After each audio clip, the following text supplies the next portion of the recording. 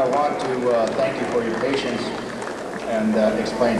First of all, President Gorbachev is coming.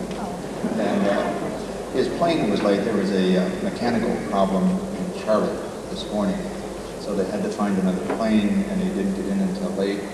And he's now at the hotel.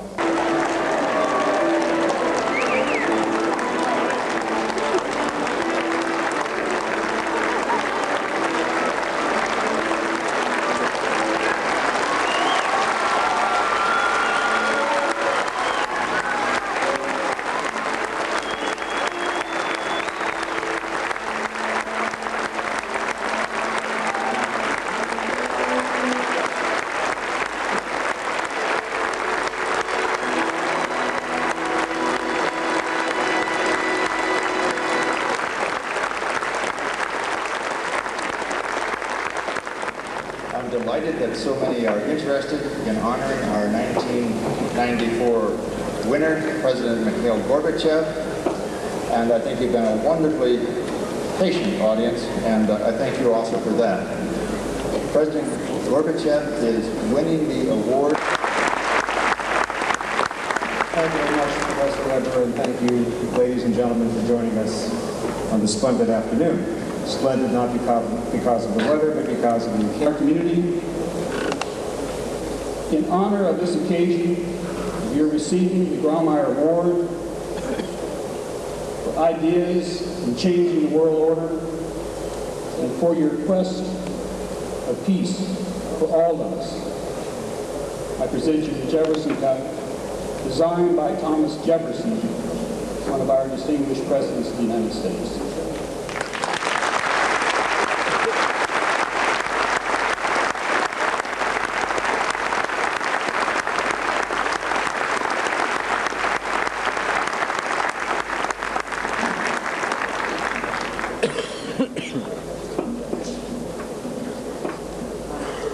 It's now my great pleasure to ask Dr. Donald C. Swain, President Emeritus of the University of Louisville, to join me and President Gorbachev at the lectern for the presentation of the medallion to the 1994 recipient of the University of Louisville.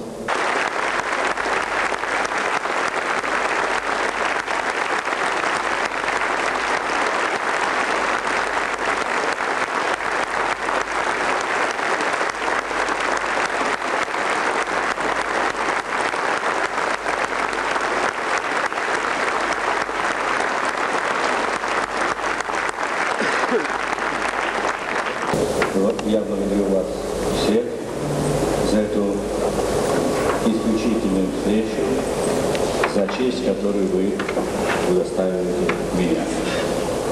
I would like to thank this.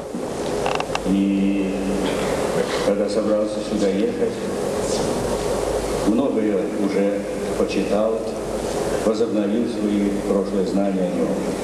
This is my first visit to your state, my first visit to your city, and before coming here. Писателя.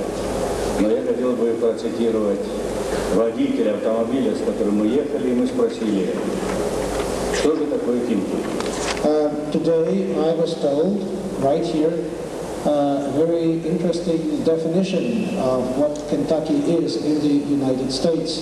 I would also like to quote our driver. When we were driving into the city, I asked him, what is it? What is Kentucky? И он сказал, что это ворота на юг, а если вы с юга движетесь, это ворота на север. And he said that this is the gateway to the south, about Kentucky being the heart of the United States. Я, может быть, начну свое выступление перед вами. Постараюсь быть кратким, насколько удастся, чтобы вы смогли задать мне вопросы. I should try to make my remarks. Не сказал о том, что то, что происходит в мире к лучшему, это, конечно, не действие, последствия действий одного человека, как бы он ни был талантлив, как бы он ни был справедлив в своем видении будущего. Это все-таки наши общие усилия. И я хочу в этом большом зале перед лицом американцев сказать и о вкладе выдающихся американцев то, что мы сегодня покончили с холодной войной, policymakers had to address above all the problems of their own countries. Это понятно. And this is understandable. Но я не могу, например, согласиться с тем, что мы мало заботимся о том, чтобы постепенно, шаг за шагом продвигаться к лучшему миру, большей безопасности, чтобы строить институты поддержания этого прочного мира, стабильность в мире. But I cannot accept Россию с некоторыми арабскими странами, которые сейчас участвуют в мирном процессе на Ближнем Востоке. Считаете ли вы, что Россия может сыграть более активную, большую роль в продвижении вперед ближневосточного мирного процесса? Несомненно, я весьма критически оцениваю внешнюю политику России. Господин Горбачев, будете ли вы кандидатом на пост президента России? А если вы будете избраны, то что вы бы сделали для того, чтобы улучшить жизнь в России, улучшить международные отношения, а также пойдете ли вы по пути воссоединения бывших республик Советского Союза? Я не исключаю свое участие в выборной президентской кампании. I do not rule out the possibility of running in the presidential election in Russia. Но я еще должен принять окончательное решение, ибо это вопрос не только касается меня, но и всех россиян. But I've not yet taken a final decision because this is a question that affects not only me, but that affects above all the Russian people. И, несомненно, когда я выдвину свою кандидатуру на пост президента, вы услышите и мои соображения относительно программы на будущее.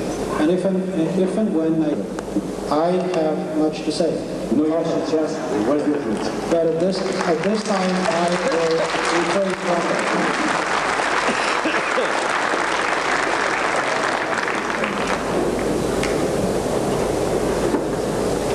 The question was, which I think you addressed, is whether you'll run for president, but then also the follow-up was what effect would...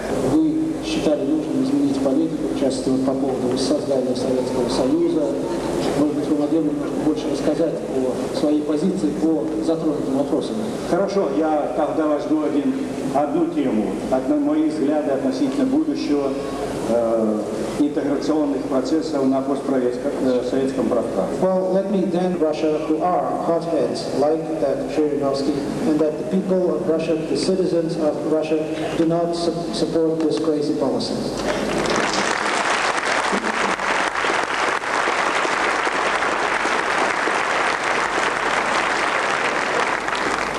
Make our way to New York. We read in the United States that the influence of the Russian military is growing in Russian politics. What role do you think the military will play in the upcoming elections? В США пишут нередко о том, что растет роль военных в российской политике. Какую роль, на ваш взгляд, сыграют военные в предстоящих выборах в России? Да, эта тема всплывает, когда речь идет о возможных сценариях развития событий в условиях политической и экономической нестабильности России.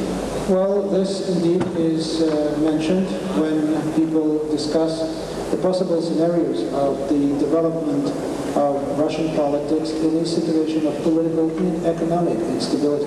Если будут продолжаться эти тенденции разрушительной в экономике и в социальной сфере, связанные с этой политикой, будет нарастать социальная напряженность, люди могут просто не выдержать этого. Then this might create a situation when people's patience might snap and there might be some kind of an explosion of anger and even chaos in the country. We must do our best to avoid that, and we can avoid that only by means of a by means of new elections. Сегодня политики военные участвуют в рамках демократических процессов. As of today, the military is participating in a political process within a democratic framework. И я уверен, что сценарий, когда военные смогут выступить, будет связан с тем, когда страну охватит всероссийский конфликт.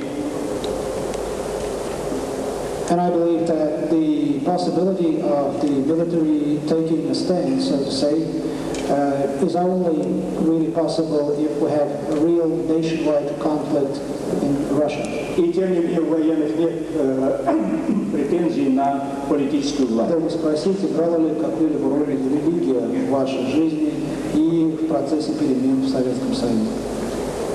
Я думаю, что как раз одним из больших завоеваний перестройки, демократии является то, что мы создали и политические, и моральные, и юридические предпосылки для нормального функционирования всех религий. А ведь у нас